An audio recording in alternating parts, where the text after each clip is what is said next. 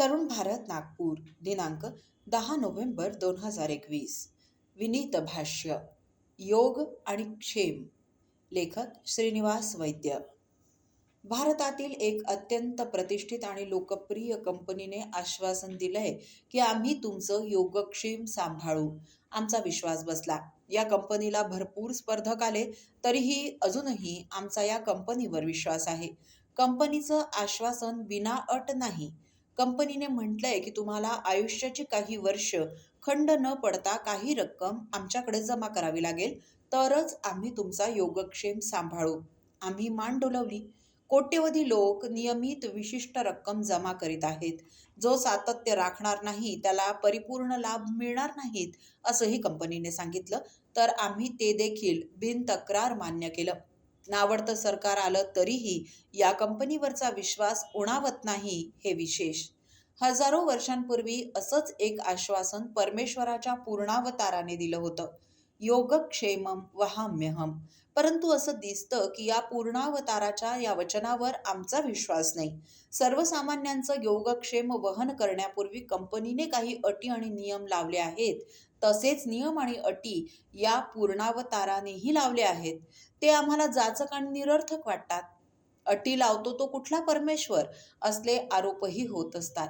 बरं, हे वचन येरा गबाळ्या ग्रंथातील नाही तर प्रत्यक्ष गीतेतील आहे. या गीतेचा महिमा सांगताना बाळ गंगाधर टिळक त्यांच्या अलौकिक श्रीमद भगवत गीता रहस्य अथवा कर्मयोग शास्त्र या ग्रंथात म्हणतात, आपला हिंदुस्थान देश ज्ञानाचं, वैभवाचं, यशाचं आणि पूर्ण स्वराज्याचं सुख अनुभवित आहे.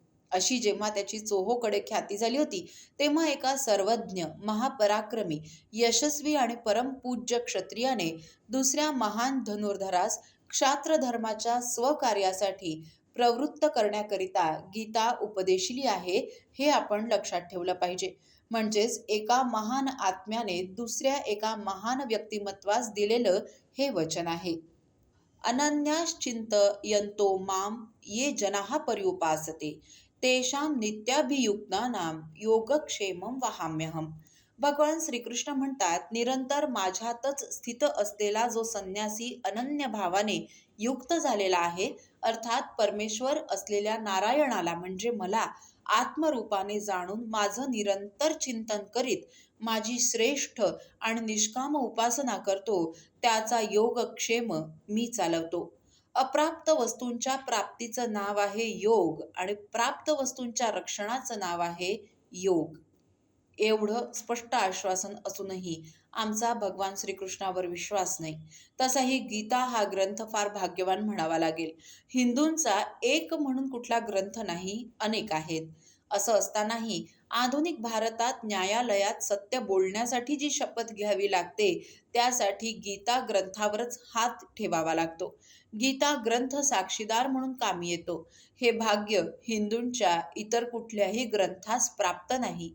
अशा अत्यंत महत्त्वाच्या आणि भाग्यवान ग्रंथात दिलेलं आणि प्रत्यक्ष भगवान श्रीकृष्णाने उच्चारलेलं वचन मान्य करण्याचं आमचं धाडस होत नाही. गीता, श्रीकृष्ण इत्यादी शब्दांनी आमचं हृदय गलबलून येतं. काय पण अलौकिक ग्रंथ, असं म्हणून आम्ही हात आकाशाकडे करतो. त्यांच्या जयंत्या आम्ही स्वाभिमानपूर्वक साजऱ्या करतो, परंतु त्यातील भगवंताच्या आश्वासनाकडे मात्र कानाडोळा करतो. गंमतच आहे. त्या कंपनीप्रमाणे भगवंतानेही काही पूर्व अटी आणि नियम सांगितले आहेत, परंतु त्या पूर्ण करण्यासाठी दमडीही खर्चावी लागत नाही. मीच परमेश्वर आहे किंवा माझ्यात परमेश्वर व्यापलेला आहे, अशी नित्य वृत्ती उत्पन्न करायची आणि त्या परमेश्वराचं अनन्य भावाने सतत चिंतन करायचं, एवढ्याच काय त्या अटी आहेत. त्या पूर्ण केल्या की तुमचा योगक्षेम भगवान स्वतः सांभाळणार. बरं, मध्येच खंड पडला तरी हरकत नाही, पुन्हा सुरू करता येईल. एका जन्मात नाही जमलं तर पुढच्या जन्मातही ते सुरू ठेवता येईल. इतक्या सवलती असतानाही आम्हास भगवंताच्या या आश्वासनावर विश्वास ठेवणं जड जातं, हे एक नवलच आहे. असे ज्ञानी, असे संन्यासी, असे अनन्य नित्ययुक्त बनणं खरंच कठीण आहे का? पाश्चात्य विचारसरणीचा आमच्या बुद्धीत इतका प्रभाव निर्माण झालाय की सहजसाध्य गोष्टी देखील किचकट वाटू लागतात, त्याविषयी तिटकारा निर्माण होतो. असेच अनन्य नित्ययुक्त बनणं किती सोपं आहे ते भौमर्षी विनोबाजी सांगतात. जे जे बरे वाईट कर्म हातून घडले ते ते ईश्वरार्पण केल्याने त्या कर्मात काही निराळेच सामर्थ्य उत्पन्न होते. बस एवढं केलं की तुम्ही अनन्य नित्ययुक्त बनण्याच्या दिशेने अग्रेसर होता. विनोबाजी पुढे म्हणतात, ज्वारीचा पिवळसर लालसर दाणा असतो, परंतु तो भाजला तर किती सुंदर लाही होते. पांढरी स्वच्छ अष्टकोनी परीट घडी करून आणलेली ती डौलदार लाही त्या दाण्याजवळ ठेवा पाहू, किती फरक. परंतु त्या दाण्याचीच ती लाही आहे यात संशय नाही. हा फरक एका अग्नीमुळे झाला. तसाच तो टणक दाणा जात्यात घालून भरडा, त्याचं मऊ पीठ होईल. अग्नीच्या संपर्काने लाही झाली, जात्यात घातल्याने मऊ पीठ झालं. त्याप्रमाणेच आपल्या लहानशा क्रियेवर हरिस्मरणाचा संस्कार करा की ती क्रिया अपूर्व होईल. भावनेने मोल वाढतं. ते रद्दी जास्वंदाचं फूल, तो बेलाचा पाला, ती तुळशीची मंजरी, ती दुर्वा, त्यांना तुच्छ मानू नका. तुका म्हणे चवी आले जे का मिश्रित विठ्ठले. प्रत्येक गोष्टीत परमात्मा मिसळा आणि मग अनुभव घ्या. या विठ्ठलाच्या मसाल्याच्या तोडीचा दुसरा कुठला आहे मसाला? या दिव्य मसाल्यापुढे दुसरं कोणतं काही आणाल?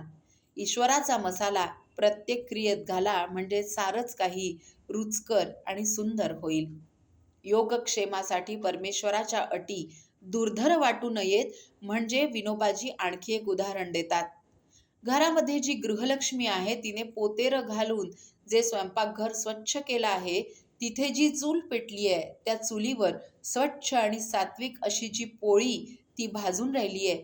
आपल्या घरातील सर्वांना ही रसोई पुष्टीदायक आणि तुष्टीदायक व्हावी अशी जी तिची इच्छा आहे, ते सारं तिचं कर्म यज्ञरूपच आहे. तो लहानसा यज्ञच जणू त्या माऊलीने पेटवलाय. परमेश्वराला तृप्त करावयाचा आहे ही भावना मनात ठेवून जो स्वयंपाक होईल तो किती स्वच्छ आणि पवित्र होईल त्याची कल्पना करा. त्या गृहलक्ष्मीच्या मनात जर अशी थोर भावना असेल तर भागवतातील ऋषीपत्न्यांच्याच तोलाची ती देखील होईल. अशा कितीक माता सेवा करून उद्धरून गेल्या असतील आणि मी म्हणणारे ज्ञानी आणि पंडित कोपऱ्यात पडून राहिले असतील. अशी मनाची स्वाभाविक वृत्ती झाली की त्याला योगक्षेमासाठी वेगळं काही करावं लागत नाही. खुद्द परमेश्वरच त्याचा योगक्षेम सांभाळतो. समर्थ रामदासांनी सांगितलंय की तो परोपकार करीतची गेला, पाहिजे तो ज्याला त्याला, मग काय उणे तयाला भूमंडळी. चहूकडे पाणीच पाणी असेल तर विहीर खणण्याची गरजच राहत नाही. तसं अशा व्यक्तीला काहीच कमी पडत नाही, मागण्यासारखं काही उरतच नाही. ही स्थिती किती सुंदर असेल नाही? मोक्षच. गावी राहत असताना एक तरुण माझ्याकडे आला. काळा सावळा, सडसडीत बांध्याचा, डोळ्यात तेज, कपाळी गंध, पांढरे स्वच्छ धोतर आणि सदरा, डोक्याला फेटा, शरीराला उदाचा मंद गंध. पुढच्यावर प्रभाव पाडणारं त्याचं व्यक्तिमत्व होतं. रुद्राक्ष माळा, विविध आकारांचे शंख इत्यादी उपासनेच्या वस्तू विकण्यासाठी तो फिरत असे. मी काही उपासना वगैरे करीत नसल्यामुळे मला या वस्तूंची गरज नव्हती. परंतु खेड्यातील प्रथेप्रमाणे मी त्याला जेवणाचं विचारलं. तो नाही म्हणाला, फक्त चहा द्या म्हणाला. चहा पिताना गप्पा सुरू झाल्या. त्याच्याकडील वस्तू बघणं सुरू झालं. अनेक प्रकारचे रुद्राक्ष होते. मी म्हटलं, एकमुखी रुद्राक्ष आहे का? तो गूढ स्मित करीत म्हणाला, कशाला हवंय? मी म्हटलं, ते जवळ असलं की मनात येईल ती इच्छा पूर्ण होते असं सांगितलं जातं. तो म्हणाला, खरं आहे ते, परंतु एकमुखी रुद्राक्ष सहजासहजी मिळत नाही. हिमालयात सतत भटकंती करीत शोध घेतला तर ते एखाद्यालाच प्राप्त होतं. किती वर्ष शोध घ्यावा लागेल सांगता येत नाही. नंतर त्याने जे सांगितलं ते माझे डोळे उघडणारं होतं. तो म्हणाला, परंतु एकमुखी रुद्राक्ष जेव्हा प्राप्त होतो त्यावेळी मनुष्याच्या मनात काही प्राप्त करावं ही इच्छाच उरत नाही. मग काय मागणार? म्हणजे मनात कशाचीही वासना नसण्याची नित्य स्थिती येणं म्हणजेच एकमुखी रुद्राक्ष प्राप्त होणे आहे की काय? असा रुद्राक्ष घरी बसूनही आपल्याला प्राप्त होऊ शकतो. विनोबाजी तर फारच सहज क्रिया सांगतात. सर्व कर्मे ईश्वरार्पण बुद्धीने करायची, मग वासनाच काय, जीवनात कशाचीच कमतरता राहत नाही. योगक्षेम आपोआपच चालतो. असं असेल तर परमेश्वराच्या आश्वासनावर एकदा विश्वास ठेवायला काय हरकत आहे? विनीत भाष्य या सदरातील श्रीनिवास वैद्य यांचा हा लेख आपण तरुणभारत.net या संकेतस्थळावरही ऐकू शकता. असेच अभ्यासपूर्ण लेख ऐकण्यासाठी तरुण भारतच्या यूट्यूब चॅनलला लगेच सबस्क्राईब करा, लाईक करा, शेअरही नक्की करा. धन्यवाद.